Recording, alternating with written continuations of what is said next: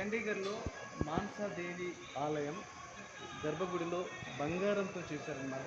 ఈ విధంగా చూస్తుంటే గర్భగుడి మనకు ఇక్కడ కనిపించదు, కాకపోతే గర్భగుడి లోపల మొత్తం బంగారంతోనే చేశారు. అమ్మవారు సాక్షాత్తు అమ్మవారి స్వరూపం అన్నమాట. చూడగానే మనసు పులకించిపోతుంది. ఆనందంతో రెండు చేతులు ఇలా పెట్టేసి దండం పెట్టుకోవాలనిపిస్తుంది అన్నమాట. అంత అద్భుతమైన ఇక్కడ ఆలయం అన్నమాట. అమ్మవారి దర్శనం చూడగానే మనకు కష్టాలన్నీ అంటే ఎంతో దూరంలో ఒక 3 days పట్టిందన్నమాట ఇక్కడ రావడానికి. ఆ కష్టం మొత్తం ఉంది ఇక్కడ.